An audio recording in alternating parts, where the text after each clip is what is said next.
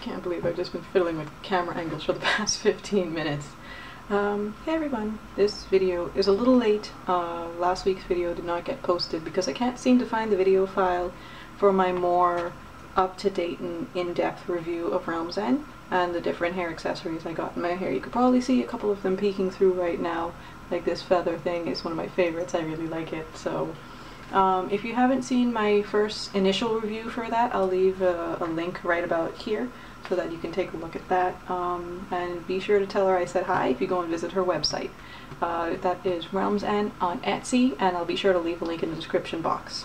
So on to today's topic. I have been going through the internet, and especially on YouTube, where I'm looking around like for different lock hairstyles and finding new people who I can follow on YouTube who have cultivated their own locks and kind of take care of their own locks or just have locks in general. And what I've been noticing, like as we get further and further into the winter months, is that a lot of people seem to be having issues, not with necessarily seborrheic dermatitis, but a really dry and itchy scalp. So I figured I come up with the 5 tips I kind of go along with whenever it comes to my hair freaking out or my scalp being really dry. This is when the weather gets cold, or in most cases when my seborrheic dermatitis acts up. And I find that a lot of these things tend to coincide, but like I'm saying, this is something that I do personally, so if you find that it doesn't quite work for you, and I'm not saying that you should do everything I'm doing, if you find that it works, it's great. And if you find that it doesn't, that's okay too. Just tweak things until you find something that's comfortable for you, because in the end, it is your own hair and you know your body and how it works, and one solution doesn't fit everybody. It's not going to be a perfect process. So let's get right into it. The first thing that I notice when my scalp starts flaking up, kind of like what it is now, today is wash day and this really needs to get washed, is that when my scalp starts acting up, I tend to wash my hair more often.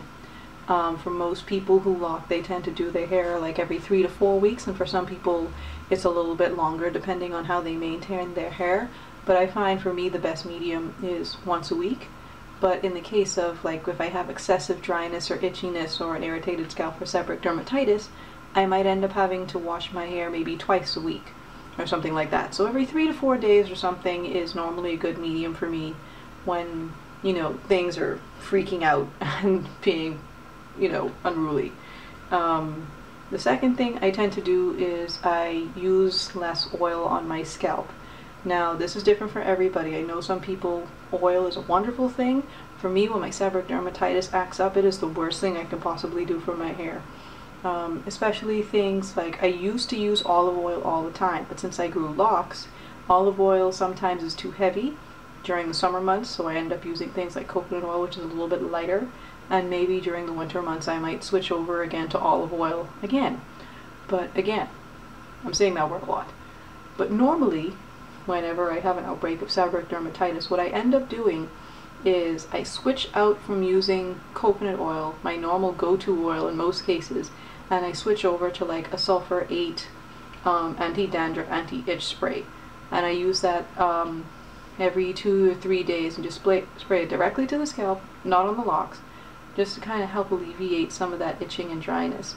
There's another YouTuber, I'll probably link to her video somewhere, and she describes the dry and itchiness like a fire burning on her scalp. Now, I've never had an issue where it was that severe, but I know what it's like to have your scalp itch until you can't sleep.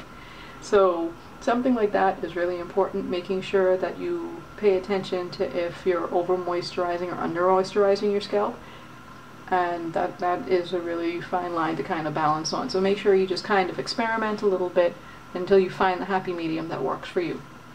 The next thing on my list, the third tip, would be to use medicated shampoos. Now, I know some people, you know, have some type of feeling against using medicated shampoos, but they're there for a reason.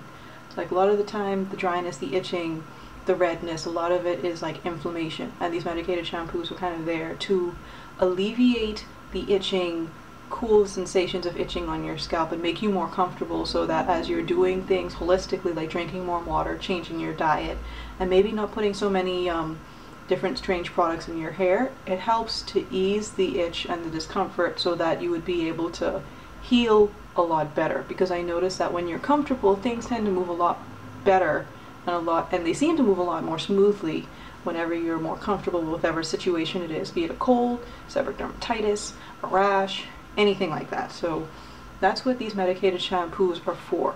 Granted, the medicated shampoos don't smell all that great, but they do serve a purpose and it's really good for you. What I noticed a lot, like with the sulfur 8 the sulfur 8 anti-dandruff shampoo and the Neutrogena T-gel shampoo, is that there is a warning on the back that says it might give you a little bit of sensitivity to sun because of the different ingredients that are in it, so be mindful of that if you're using like a different medicated shampoo for different things like scalp issues or anything like that, that you make sure to read the labels on these medicated shampoos. Some of them are really strong and some of them can cause like little side effects, like you might get sunburn more often if you're using this shampoo.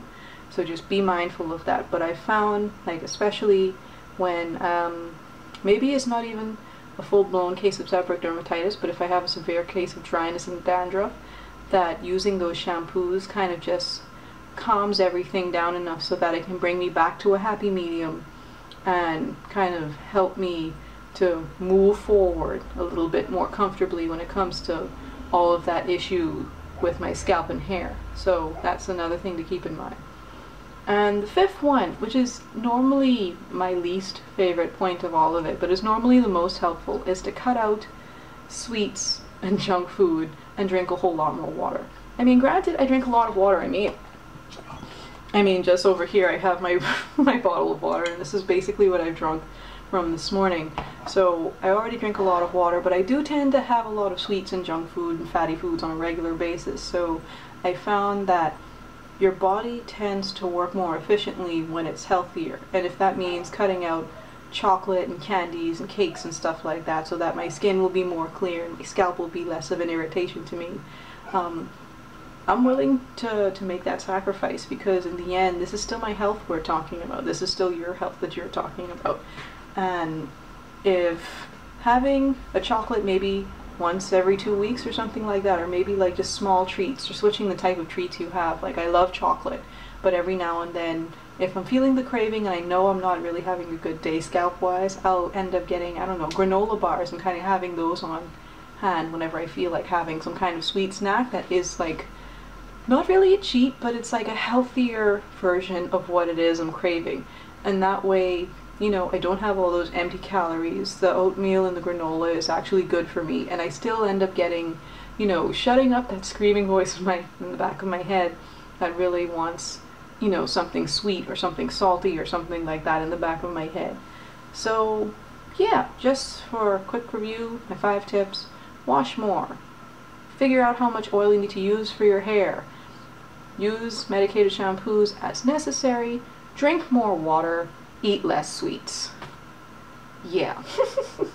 So that is my top 5, and I hope this video was somewhat helpful to whoever's out there. I know there are a lot of people in the law community who are dealing with a lot of hair and scalp issues, and like, this is a bonus tip for people who are having, like, especially issues with like thinning edges. Like, I've never really had a problem with thinning edges before, but what works for me, because when I had a perm it used to be sort of an issue whenever my seborrheic dermatitis would act up, but when I got natural and I stopped doing the things I used to do with my permed hair, like, I never used to pull my hair way back into a really slick ponytail. I tend to leave my hair loose, like you can see in most of my videos actually, and like, not so much tension on your scalp and your edges. Like, that really helps when it comes to keeping things in line without damaging the follicles of your scalp.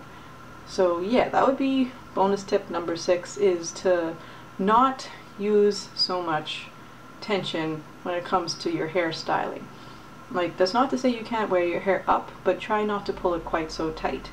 So that's everything I think for today. I hope this video was helpful, and if you are new to my channel, if you like what you've seen so far, make sure you give this video a thumbs up and subscribe to my channel if you're interested in seeing more. I have a couple of other things under wraps. I'm not going to tell you what they are, because when I take long to do things I feel kind of bad, so it's going to be a surprise when I actually do them. And for my old subscribers, thank you so much for being here for this long.